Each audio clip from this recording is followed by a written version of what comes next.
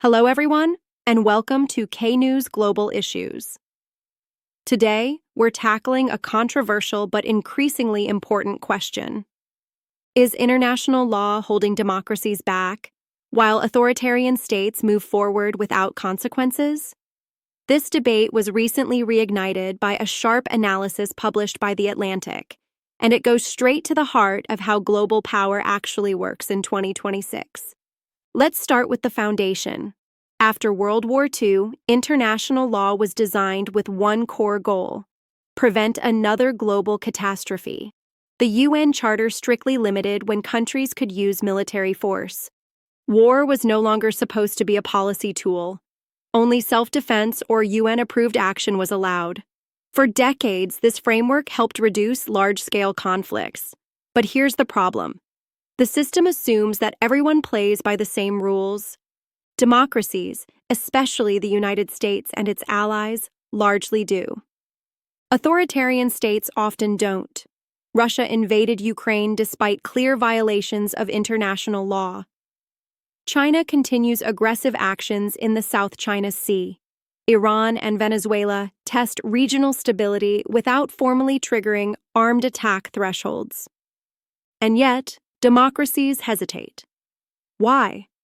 Because under current international law, acting early, before a threat becomes an outright attack, is often considered illegal. So democracies wait. They debate. They consult lawyers. They seek legitimacy. Meanwhile, authoritarian governments exploit that delay. This creates what the author calls a strategic imbalance. International law ends up restraining the rule followers more than the rule breakers. Now, to be clear, this is not an argument against law itself. The Atlantic's analysis does not suggest abandoning international law or embracing chaos. Instead, it asks a harder question. Should international law evolve to recognize modern threats? Cyber warfare, proxy militias, gray zone aggression, where waiting for a traditional attack may already be too late? Because right now, democracies face a dilemma. If they act early, they risk being labeled aggressors. If they wait, they risk losing strategic ground or deterrence entirely. And deterrence matters. If adversaries believe democracies are legally paralyzed, that perception alone invites more provocation. At the same time, reforming international law is incredibly dangerous territory. Loosening rules on the use of force could be abused. It could weaken global norms. It could legitimize wars under vague justifications. So the real issue is balance.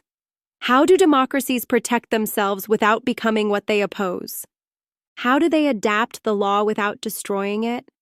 And perhaps the most uncomfortable question of all, is moral restraint sustainable in a world where others see restraint as weakness?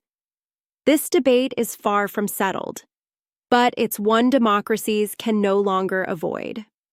Thanks to The Atlantic for the sharp insight that sparked this discussion. Thank you for watching K-News Global Issues. If you found this analysis useful, like, subscribe, and share your perspective in the comments.